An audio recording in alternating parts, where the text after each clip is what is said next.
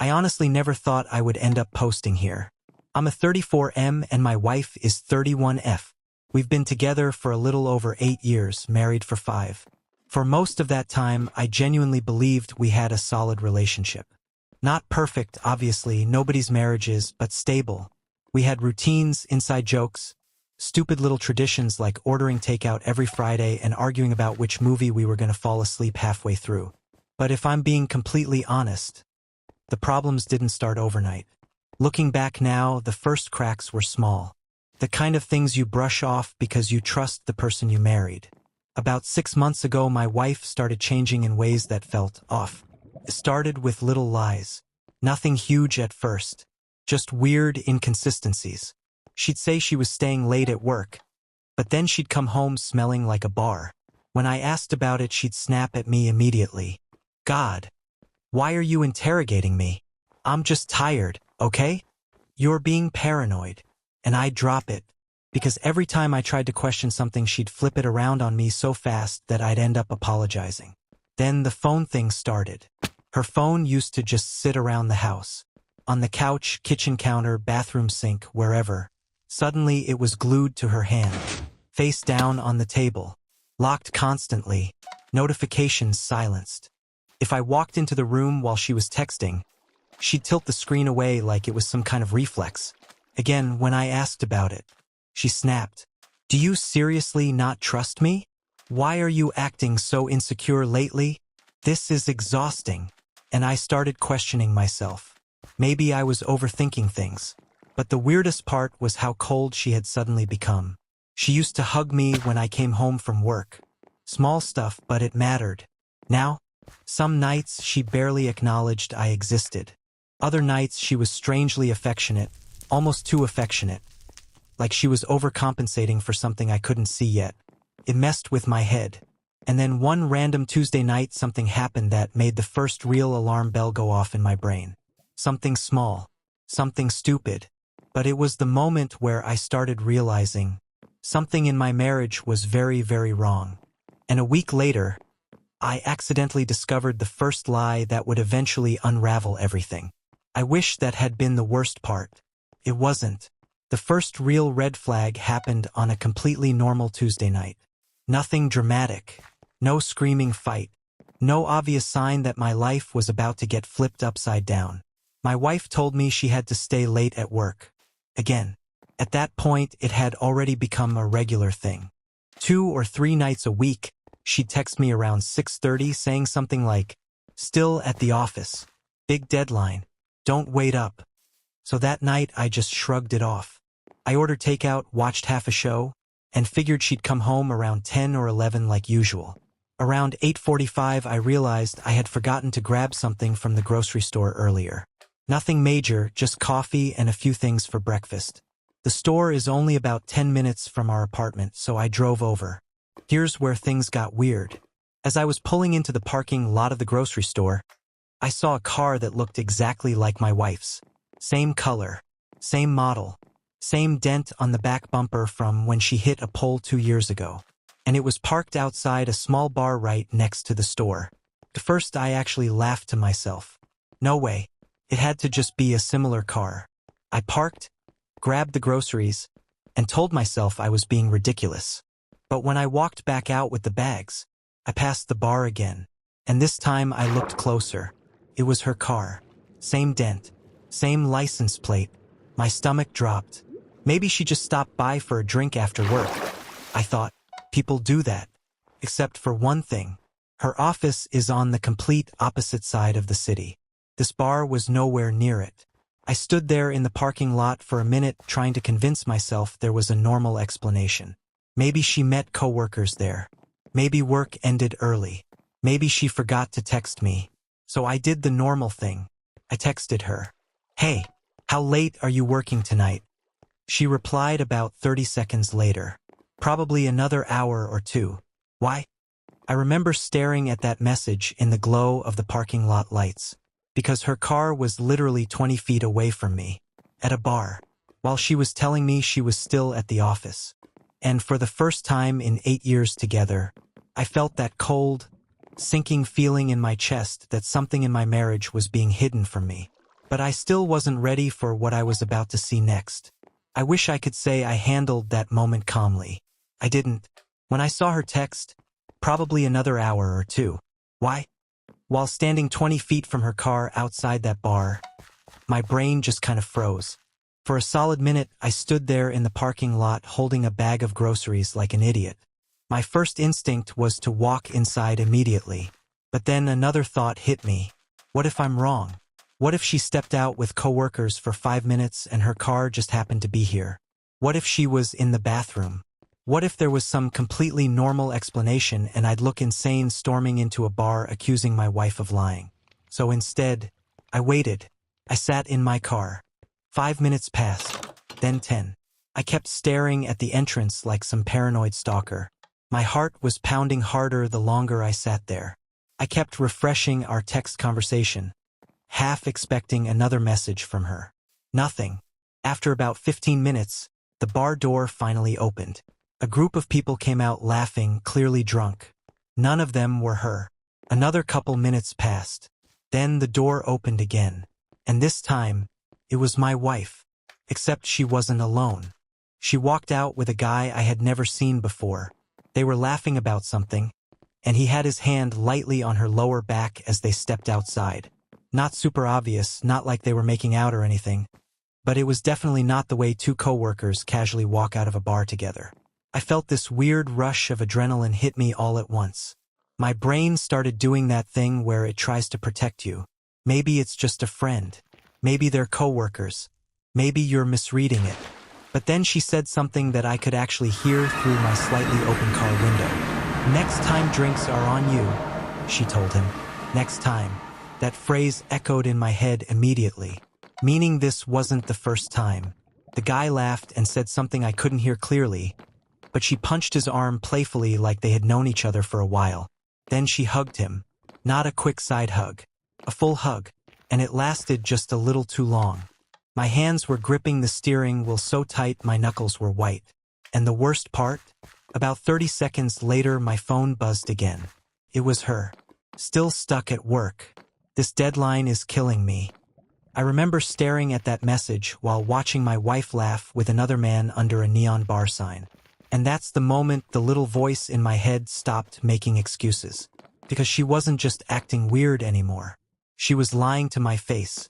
What I didn't know yet was that this was only the beginning of the lies. I didn't confront her that night. Part of me wanted to jump out of the car and walk straight over to them. I imagined it 100 different ways in my head in those few seconds. "Hey, funny seeing you here while you're at work." Or maybe I'd just stand there and watch her try to explain it. But I didn't. Instead, I did something that honestly surprised even me. I drove away, not because I was scared, but because something in my gut told me I was missing a bigger piece of the puzzle. If she was comfortable lying to me this casually, then chances were this wasn't the first time. And if I confronted her right there, she'd probably just spin another story. My wife is very good at that. She's always been sharp with words, quick to flip situations around. If she feels cornered, she doesn't panic. She attacks. I've seen it happen before in arguments. So I went home. The entire drive back my chest felt tight, like I couldn't take a full breath. My brain kept replaying the scene outside the bar over and over again. The laugh, the hug, the way his hand rested on her back. And that stupid text message. Still stuck at work. When I got home, I put the groceries away like nothing had happened. Then I sat on the couch in silence. For the next hour, my brain was doing this constant war between logic and denial. Maybe it really was just a coworker. Maybe she lied because she didn't want to deal with questions. Maybe I'm blowing this out of proportion. But deep down, I knew something was wrong. Around 10:30, the apartment door finally opened. She walked in acting exactly like she always did after late work nights. Sighing dramatically, dropping her bag on the chair, rubbing her temples like she'd just survived a war zone. "God, today was awful," she said. I looked up from the couch. "Yeah?" I asked. She kicked off her shoes and walked into the kitchen. "Yeah, we were slammed all evening." I felt my stomach twist, because I had just watched her spend the evening drinking at a bar with another guy. but she kept going. "Honestly, I almost fell asleep at my desk," she said while grabbing a glass of water. Then she looked at me and smiled like everything was normal. And I realized something in that moment that made the situation feel even worse. She wasn't even nervous. No hesitation. No guilt. No awkwardness. Just lie after lie after lie. Like it was the easiest thing in the world. And that's when I decided I needed to know the truth. Even if it destroyed my marriage. The opportunity to get that truth came 3 days later. In a way I never expected. For the next 3 days I said nothing. I acted completely normal. Honestly, that might have been the hardest part. Sitting across from her at dinner, listening to her talk about random things, watching TV together like we always did. While the image of her hugging that guy outside the bar kept replaying in my head. Every time she picked up her phone, I noticed it. Every time she smiled at a message, I noticed it. And the phone thing had gotten even worse. Before, she'd at least leave it on the counter sometimes. Now, it never left her hand. If she went to the bathroom, the phone went with her. If she got up to get water, the phone went with her. At night, she started putting it under her pillow. Under her pillow. Who does that? I kept telling myself I needed proof before I confronted her. Not just a suspicion. Something undeniable. But I had no idea how I was going to get that. Then, on Friday evening, something completely unexpected happened. We were sitting on the couch watching some dumb reality show we barely cared about. She was scrolling through her phone, half paying attention to the TV. At some point she got up and said she was going to take a shower. And for the first time in weeks, she left her phone on the coffee table, unlocked. I swear my heart started racing immediately. For a second I told myself not to do it. Going through your partner's phone is one of those lines you don't want to cross. Once you do it, you can't pretend the trust is still intact. But then another thought hit me. She already crossed that line. Lying. Sneaking around. Meeting some random guy at a bar while telling me she was at work. So I picked up the phone. My hands were actually shaking a little. I didn't even know what I was looking for exactly. Messages? Dating apps? Something obvious? The first thing I noticed was a contact pinned to the top of her messages. No name. Just a single letter. M. That alone made my stomach sink. Because she normally saves everyone's full name. Even co-workers. I opened the conversation. And the first message I saw immediately made my chest feel like it had dropped through the floor. It was from him. Sent earlier that day. Last night was worth the wait. I stared at those 6 words for what felt like forever. Because suddenly that hug outside the bar didn't feel innocent anymore. And when I started scrolling up through the conversation, things got so much worse. My hands were shaking while I scrolled. I wish I was exaggerating. But my heart was beating so hard I could actually hear it in my ears. The message at the top still sat there. Last night was worth the wait. And below it, her reply. Stop. If my husband saw this, I'd be dead. But then right after that, she added a laughing emoji. A laughing emoji. I remember staring at that screen thinking my brain was going to short-circuit. Because suddenly everything started connecting. The late nights. The cold behavior. The lies about work. That bar. And then I scrolled further up. Their conversation went back months. At first it looked like normal flirting. Stupid jokes. Memes. Late-night texting. Then it slowly started changing. The messages got more personal. More secretive. More intimate. One message from him said, I hate that you have to go home to him after this. Her reply, you know it's complicated. Complicated. I swear that word made my stomach turn. I kept scrolling. Then I hit the part that completely destroyed the last bit of denial I had left. About 2 weeks before the night at the bar, there was a message from her.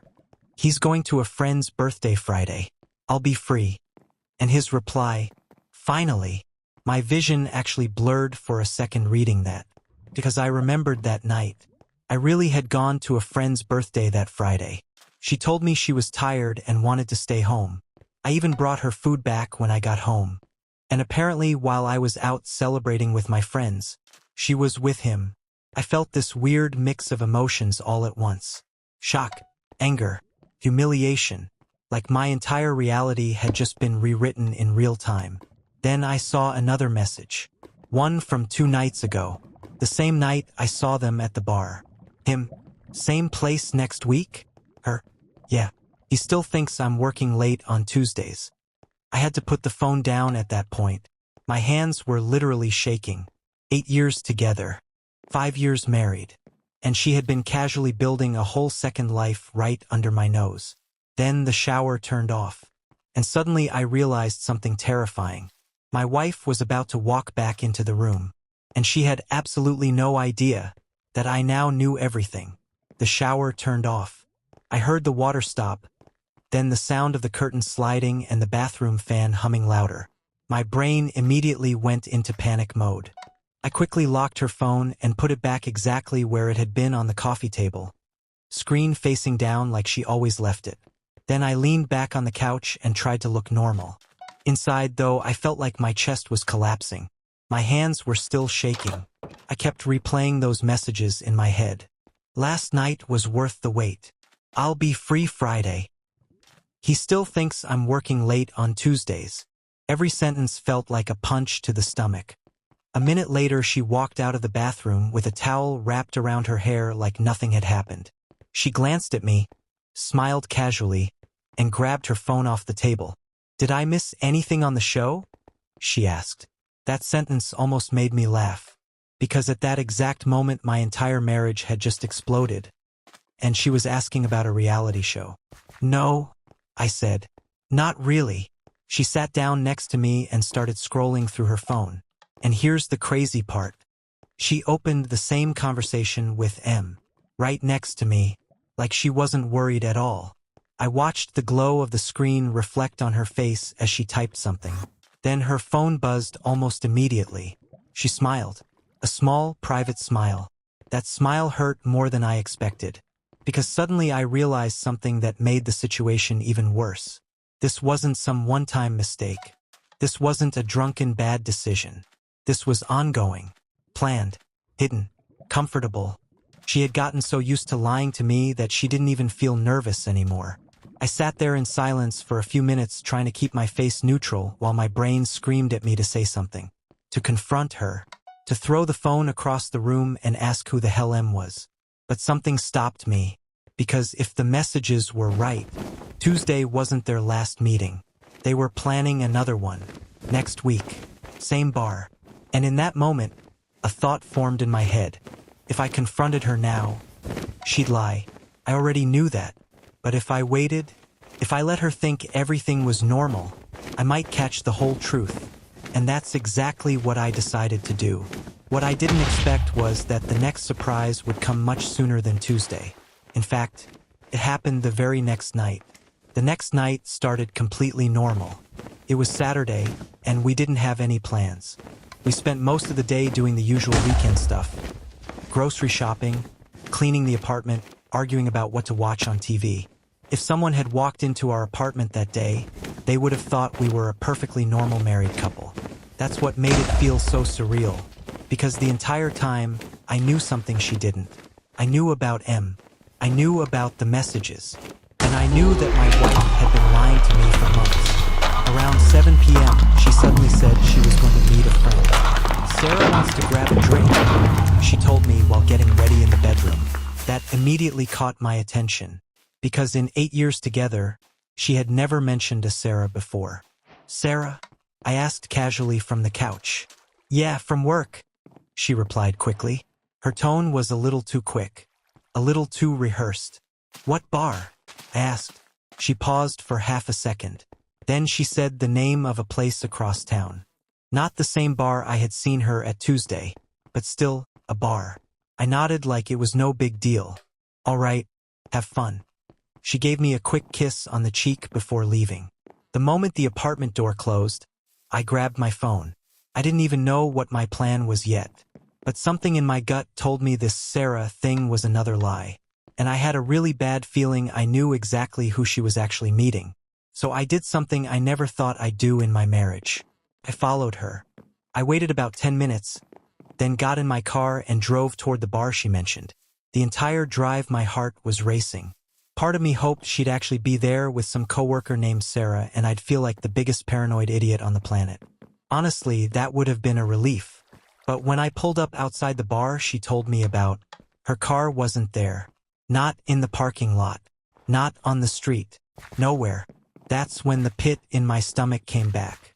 Because there was only one other place I could think of where she might be. So I drove across town, back to the same bar from Tuesday night. And as soon as I turned into the parking lot, I saw her car again, parked in the exact same spot. Except this time, I wasn't gonna sit in my car and watch from a distance. This time I walked inside. The moment I stepped inside the bar, the noise hit me first. Music, people laughing, glasses clinking, the usual Friday night chaos. For a second, I just stood there near the entrance trying to get my bearings. My eyes were scanning the room, my heart beating so hard I could feel it in my throat. Part of me still hoped I wouldn't see her, that somehow I had made a mistake. But then I looked toward the back of the bar, and there she was, sitting at a small table in the corner. With him, the same guy from Tuesday night, except this time they weren't just talking and laughing. They were sitting close, really close. Her hand was resting on the table right next to his, and at one point he reached over and brushed his fingers against hers. That small gesture made my stomach twist, because there was nothing friendly about the way they were looking at each other. It was intimate, comfortable, like this wasn't new for them. I stood there for maybe 10 seconds just watching. My brain felt weirdly calm all of a sudden, like the shock had pushed me past the point of panic. There it was, the truth, right in front of me. Then something happened that made the entire situation even worse. She leaned forward and kissed him. Not a quick peck. A real kiss. The kind of kiss you give someone you're excited to see. I felt something inside my chest drop. 8 years together. 5 years of marriage. And she was kissing another man like I didn't exist. That was the moment I stopped caring about making a scene. I walked straight toward their table. I don't think either of them noticed me at first. They were too busy smiling at each other. But when I got about 3 feet away, my wife looked up, and the expression on her face changed instantly. First confusion, then recognition, then pure shock. Her entire body froze. "What are you doing here?" she asked. The guy looked back and forth between us, clearly confused. I looked directly at her and said the only thing that came to mind. "I thought you were meeting Sarah." For a moment nobody said anything. Then she did exactly what I expected her to do. She lied. Again. "Oh my God. This isn't what it looks like," she said quickly. I actually laughed when she said that, because she had literally just been kissing him. In public. And she still thought she could talk her way out of it. But what happened next was something I didn't see coming at all. When she said, "This isn't what it looks like," I honestly didn't know whether to scream or laugh, because what I had just watched was pretty damn clear. But she didn't even hesitate. That's the thing about my wife. When she lies, she commits to it like an actor who refuses to break character. She immediately turned to the guy next to her. "Mark, this is my husband," she said quickly. So M finally had a name. Mark looked like someone had just dropped him into the middle of a car crash. He blinked a few times, clearly trying to process what was happening. "Wait, you're married?" he asked her. That sentence hit the table like a bomb, because suddenly the dynamic shifted. I looked at him, then back at her, and the expression on her face changed again, just for a split second. Panic. Real panic. Because apparently Mark hadn't known about me. Not only was she lying to me, she had been lying to him too. "Of course he knows I'm married," she said quickly, trying to regain control of the situation. But Mark's face said otherwise. "You told me you were separated," he said slowly. The entire table went quiet. And for the first time that night, my wife didn't have an immediate response. She looked between both of us like her brain was racing to find a new story. That's when I spoke again. "You told him that?" I asked. She rolled her eyes immediately, like I was the one being dramatic. "Oh my God. Can we not do this here?" she snapped. There it was. That sharp tone she uses whenever she feels cornered. Deflect. Minimize. Make me look unreasonable. But this time it didn't work. Because Mark suddenly leaned back in his chair and looked at her like he was seeing her for the first time. "Wait, are you actually still living with him?" he asked. She didn't answer. That silence told him everything. He stood up almost immediately. "Yeah, I'm not doing this," he said, grabbing his jacket. Then he looked at me. "Man, I'm sorry. I seriously thought you two were done." And just like that, he walked away, leaving me and my wife sitting at the table in the middle of a crowded bar.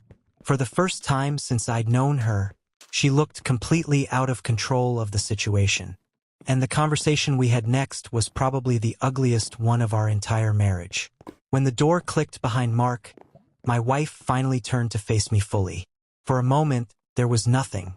Just the buzz of the bar, the murmur of conversations around us, and the weight of the truth hanging in the air between us. Then she snapped. "God, you're being ridiculous," she hissed, her voice sharp like knives. "It's not like what you think it is. You always blow things out of proportion." I laughed, but it wasn't a happy laugh. It was hollow, bitter. "Not like what I think it is?" I said slowly, trying to keep my voice steady. "I watched you kiss him. I read the messages. I followed you here. That's not like what I think it is. It's exactly what it is." Her eyes flashed, a mix of panic and anger. She leaned forward, lowering her voice. "You don't understand. You don't get it. It's complicated." "Complicated?" I shouted. People at nearby tables started glancing over. 8 years, 5 years married. And complicated is what you call sneaking around, lying about work, and kissing someone else. She flinched like my words physically hit her. Then, almost immediately, she smiled, sharp, calculating, defensive. "I'm not proud of it. But it wasn't just about him." "Not just about him?" I repeated, my hands trembling at my sides. "Do you even hear yourself? You've been lying, cheating, making me feel insane every time I asked a question." She looked away, twisting her fingers in her lap. "I didn't mean to hurt you. I needed something. Something you couldn't give me. Don't you get that? You weren't enough." I froze. That hit differently. Not the betrayal, I'd expected that. But the accusation. "Not enough," I said, my voice breaking. "I've been here. I've tried to be everything for you. And you chose lies over us?" She opened her mouth like she wanted to respond, but I couldn't take it anymore. The anger, the hurt, the humiliation. It all collided. I stood up, letting my chair scrape across the floor. "I trusted you. I built my life around you. And this is what I get?" Her expression shifted again. Sharp, almost venomous. "Well, maybe if you weren't so controlling, maybe if you didn't question everything." I cut her off. Don't you dare turn this on me." And then, silence. Just the hum of the bar, and both of us breathing hard. I looked at her, really looked, and for the first time I didn't see my wife. I saw a stranger. Someone I thought I knew, but clearly didn't. I didn't know how long we sat there like that. Minutes? Hours? Every second felt like it was stretching into eternity. And in that silence, a realization hit me like a punch. Whatever happened next, nothing would ever be the same. Because the person I married, the person I thought I knew, had just disappeared behind a wall of lies. What came after that conversation would change everything. After that conversation, we didn't speak for the rest of the night. I left the bar first, my hands still shaking, stomach in knots, chest tight like I couldn't breathe. She stayed behind, probably nursing a drink, maybe thinking she could somehow salvage the evening. I walked back to the apartment in a daze. I don't even remember the route. My head was spinning with every possible scenario, every possible excuse she could offer, every possible way I could respond. When I got home, the apartment felt empty, like it had been stripped of all warmth. Her absence didn't make me feel relief. It made me feel hollow. I poured myself a drink and sat on the couch, staring at the wall. Every thought led back to the same place: betrayal. Not just the cheating, not just the lies, but the sheer audacity of it all. How comfortable she had gotten in lying, in sneaking, in hiding an entire life from me. The next day, I woke up to a text from her. "We need to talk." Nothing else. No apology, no explanation, just those 4 words. I didn't reply immediately. I needed time to think, to process, to figure out what I even wanted to say. When I finally confronted her that evening at home, it wasn't in a bar. It wasn't in front of strangers. It was just the 2 of us, alone in the apartment we had shared for years. And the moment we sat down, I realized how much had changed. Her sharpness was back. Her defensiveness, her eye rolling, the constant interruption whenever I tried to speak. It was all there. "You're overreacting," she said before I even opened my mouth. "It's not like I actually left you. I came home." I felt my chest tighten. "It's not about leaving me," I said. "It's about everything. The lies, the planning, the secrecy.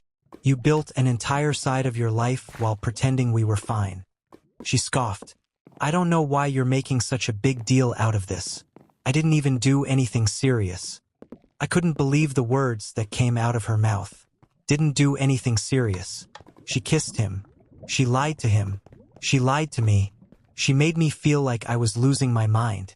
And somehow, in her mind, that wasn't serious. I felt my voice cracking. "Not serious? You think all of this, all the cheating, the lying, the manipulation, isn't serious?" She looked at me, sharp, defensive, eyes narrowing. "You're being dramatic. You always overreact." For the first time in years, I felt completely alone. Not just betrayed, not just hurt, but utterly isolated. Like the person I had trusted most in the world had been replaced with someone I didn't recognize at all. And in that moment, I realized the fight wasn't going to be easy. It wasn't just about whether she'd cheat again. It was about whether I could ever trust her again, or if the version of her I married had ever really existed. I didn't have an answer that night. All I knew was that my world had just shattered, and I was standing in the middle of the pieces. The next few days were a blur. I couldn't eat properly, couldn't sleep. Every time my phone buzzed, my heart jumped, expecting another message from her, or from him. I replayed every memory of our marriage, trying to find the first real sign she had been lying, the first moment I had missed. And there were so many small moments that suddenly made sense. I started noticing how sharp she'd become over the past year, how every little question from me became an interrogation in her eyes, how she had a sudden excuse for every late night, every vanished weekend, every odd text. And now it all lined up. Every lie, every excuse, every sudden mood swing. They were pieces of a puzzle I didn't even know I was trying to solve. One night, I finally asked her to sit down with me. "Look," I said, voice tight, "I know everything. About Mark. About the texts. About lying to me for months." She froze for a moment. I could see her calculating. Then came the reaction I had expected. The sharpness, the deflection. "You went through my phone?" she spat. "You don't have any right. Don't even start." I interrupted. "It's done. The phone, the lies, they're done. I don't even care if you think it's okay. I want to know why. Why me? Why us? Why all of this?" Her face softened for just a second, then hardened again. "You wouldn't understand," she said. "You never understand me. You're controlling, paranoid, suffocating. I needed something else, something different." I remember the hollow feeling in my chest when she said that, like someone had carved a piece out of me. 8 years, 5 married, and it still wasn't enough for her. We argued for hours. Sharp words, tears, silence, accusations flying like knives. She cried at some points, but it felt performative, calculated. I wanted to believe her pain was real, but I didn't know anymore. By the end of the night, I realized something. She hadn't cheated because of a momentary lapse. She had cheated because lying had become easier than being honest. Because manipulation had become her default. Because the person I married, the person I thought I knew, had been gone for a long time. And for the first time, I admitted it to myself. I didn't know if we could fix this. I didn't know if I wanted to. But I did know one thing: whatever I chose next, I couldn't make the decision in anger. I had to process it. understand it, and figure out if I could ever trust her again. That realization led me to my first real step toward deciding what to do. The next day, I made a plan. I needed distance, physical and emotional distance. And that distance was brutal, because living in the same apartment, seeing her, talking to her, it felt like salt on a wound that refused to heal. But it also gave me clarity. And clarity, as painful as it was the only thing I had left. The following week was the hardest. We stayed in the apartment together, but it was like living with a stranger. Every glance, every movement, every word was loaded. I couldn't look at her without seeing the betrayal, without remembering the messages, the bar, the kiss, the lies. She tried. She came close a few times, leaning in to hug me, whispering apologies, trying to make it normal again. But every time I pulled back.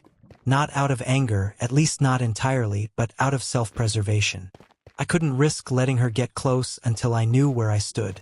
I spent hours reflecting, pacing the apartment, writing down everything I felt. Every betrayal, every sharp word she had used, every time she had gaslit me into thinking I was paranoid. I cataloged it all almost like a record, because my mind refused to trust itself anymore. And then came the confrontation I had been avoiding, the real, honest conversation about the future. I sat her down in the living room one evening. The apartment was quiet. The only light came from the dim kitchen lamp. "I can't do this anymore," I said. "I can't just pretend we're okay. I don't know if I can ever trust you again. And I don't know if I even want to." Her face fell, but she tried that old tactic, sharp, quick, defensive. "You're being dramatic again. You always overreact." I shook my head. "No, I'm done pretending. I've seen everything. I know everything. And I've thought long and hard about us." She tried to speak, to interrupt, to defend herself. But I held up a hand. "Let me finish. I can't be in a marriage built on lies. I can't do it. I've tried. I've hoped. I've waited. But I feel like I've lost you to someone else months ago.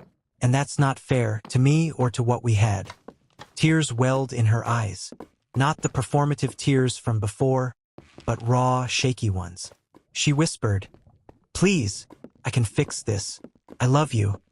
I looked at her, and for the first time, I felt pity more than love. "Maybe you love me, but love isn't enough anymore.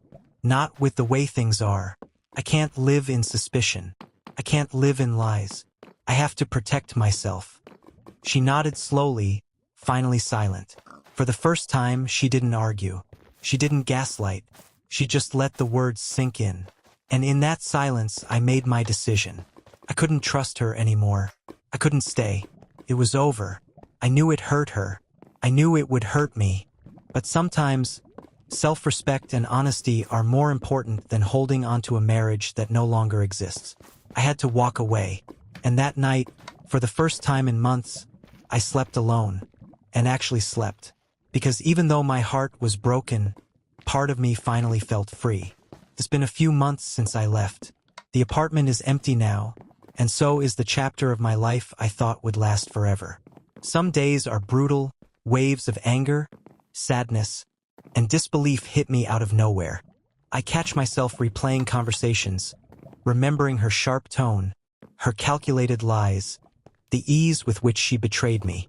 But other days, I feel lighter, freed, like I can finally breathe without constantly scanning for betrayal. Like I'm not carrying a secret marriage on my shoulders anymore.